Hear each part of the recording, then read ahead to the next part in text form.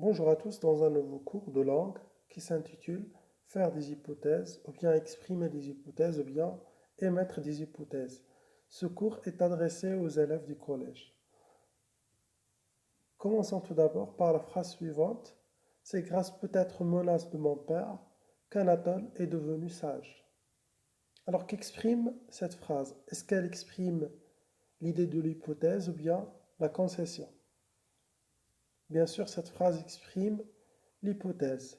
Alors, à l'aide de quel moyen, bien par quel moyen, l'hypothèse est-elle exprimée dans cette phrase? C'est à l'aide du moyen, bien à l'aide de l'expression peut-être. Donc, peut-être, elle véhicule l'idée euh, d'hypothèse, bien l'idée d'incertitude pour être plus précis. Bien, donc pour émettre ou bien pour faire des hypothèses, on peut utiliser plusieurs expressions comme l'expression peut-être, c'est possible que, et également la conjonction si. Bien, alors là c'est le support sur lequel on va travailler qui se trouve dans la page 143 pour les élèves de deuxième année du collège. D'accord? Donc, je vous invite à observer la phrase suivante. C'est la phrase 3. Choisis du corpus, bien du support. Si Martin obéissait à ses parents, il serait heureux. Donc, combien de propositions y a-t-il dans cette phrase? Donc, la réponse est deux propositions. Il y a deux propositions parce que il y a deux verbes conjugués. Bien, donc déterminer à partir de cet exemple les éléments suivants. Premier élément, la proposition principale. Donc la proposition principale dans cet exemple est il serait heureux. Deuxième élément à déterminer, la proposition subordonnée. Donc elle est la suivante. Martin obéissait à ses parents. Alors maintenant, à déterminer le moyen utilisé, ou bien ce qu'on appelle le mot de liaison qui a permis donc de relier entre les deux propositions, c'est-à-dire le moyen qui introduit la proposition subordonnée. Donc c'est le moyen si, ou bien ce qu'on appelle le si hypothétique. Maintenant, vous déterminez les temps et le mode des verbes des deux propositions dans l'exemple 3 que nous venons de lire ensemble. Donc le temps utilisé, c'est l'imparfait, puis le conditionnel présent. Très bien. Euh, Maintenant, vous déterminez la structure de la phrase ou bien de l'exemple 3. Donc sa structure est la suivante. Vous avez le si plus imparfait plus conditionnel présent.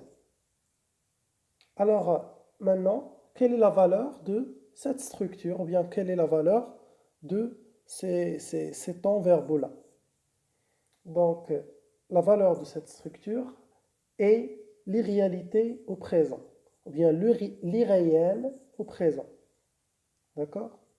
C'est-à-dire un fait qui est irréel au présent. Maintenant, vous précisez la structure et la valeur des autres exemples. Donc, on a présenté les autres exemples dans le tableau suivant. Donc, vous avez l'exemple 1.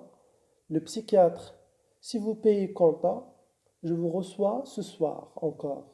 Donc, la structure de cette phrase est la suivante. Vous avez si plus présent, donc payer plus présent, je vous reçois.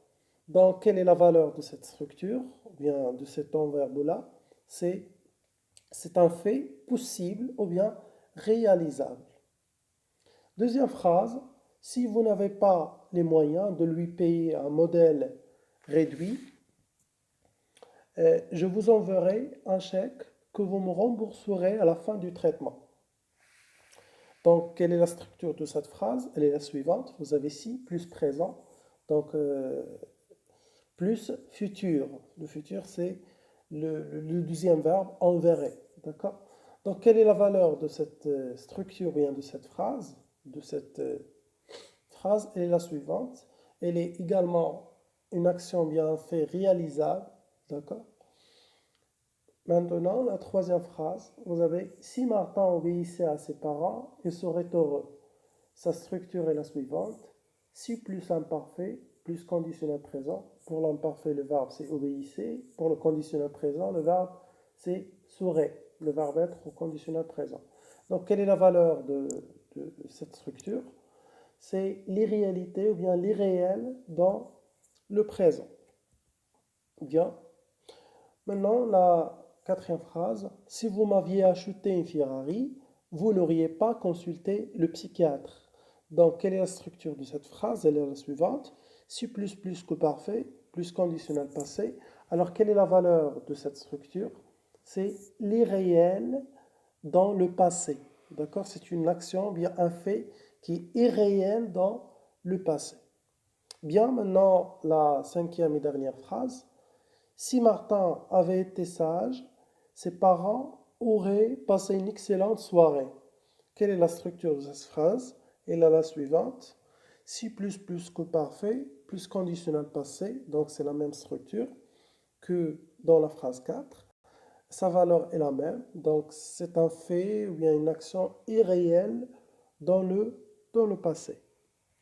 Bien, donc comme vous remarquez, on peut émettre une hypothèse, soit à partir donc du conditionnel présent ou bien du conditionnel passé, et également à partir donc des subordonnées conditionnelles, c'est-à-dire les subordonnées introduites par le si hypothétique.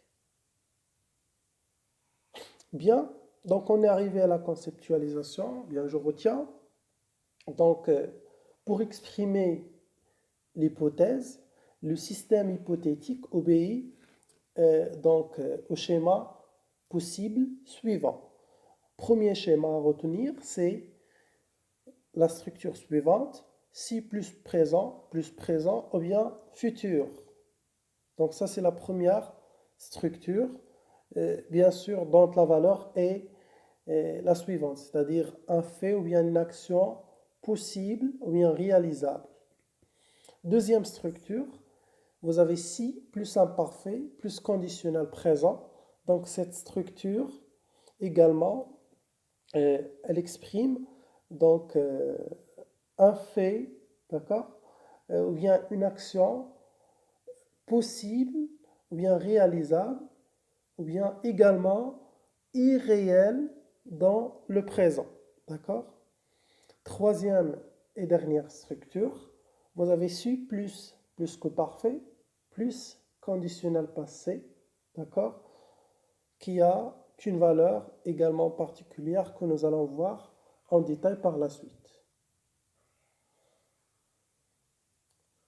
Alors maintenant, on est arrivé à la phase d'application transfert par le biais de l'exercice suivant.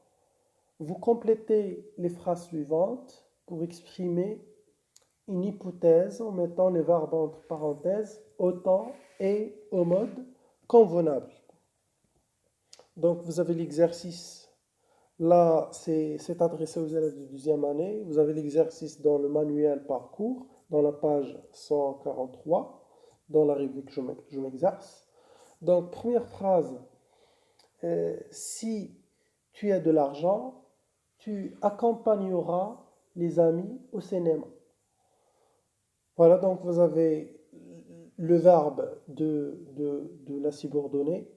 Si tu as, donc vous avez présent, automatiquement, on va mettre le futur, d'accord? Donc, parce que c'est une action bien fait, réalisable ou bien possible à réaliser. Deuxième phrase, vous avez, s'il n'était pas malade, il participerait à la compétition. Alors là, vous avez imparfait dans la subordonnée. Donc, on va mettre conditionnel présent dans la principale. D'accord? Troisième phrase, s'il n'avait pas plu, vous auriez organisé la fête dans le jardin. Donc là, on est dans la troisième structure, d'accord? C'est-à-dire, c'est là où on a le plus que parfait, d'accord? Dans la subordonnée et le conditionnel passé dans la principale. Quatrième phrase, si nous étions arrivés en retard, nous n'aurions pas pu passer l'examen. Donc, c'est la même chose avec la phrase 3 et 4. Enfin, la phrase 5.